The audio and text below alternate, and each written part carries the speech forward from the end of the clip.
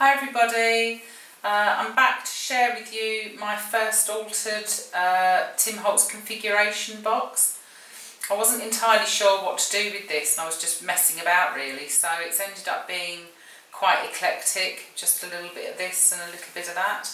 But I'm quite pleased with the way that it's turned out. I'm not finished yet, I want to do something along the top but I don't know what yet, but this is how far I've got.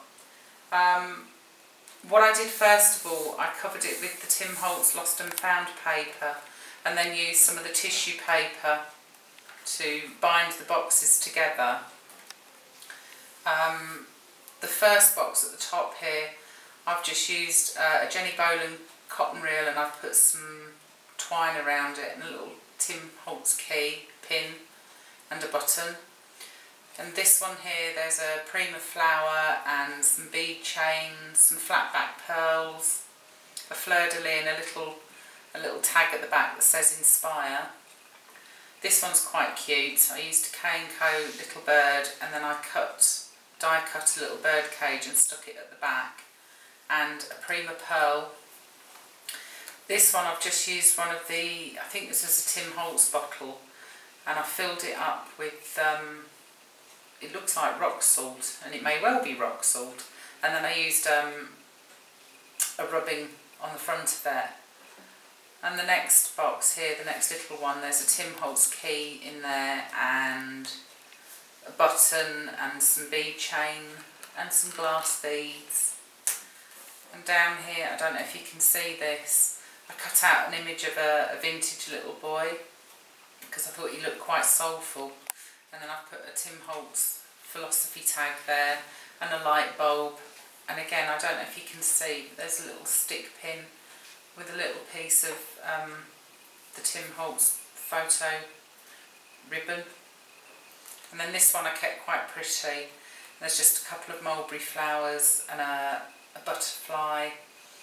And on the bottom there's lots of pink bling and a little tag that says Our Escape.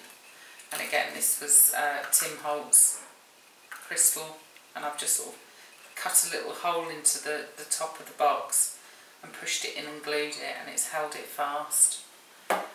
This one I really like. I've got another little glass bottle again, and I filled it up with tiny buttons, and then there's a little hanger and another button and a Jenny Bolan, I think that was a Jenny Bolan, one of the chipboard buttons.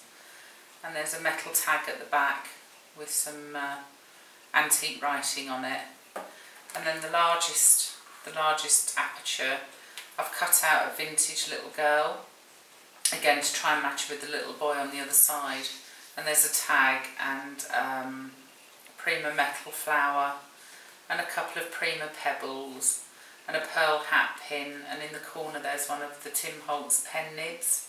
I can't remember what that one says now, but and then I stuck the Tim Holtz feet onto the box, and they work really well with it, I have to say. Anyway, that's as far as I've got with it. Quite pleased, as I said, not sure if I finished with it or not.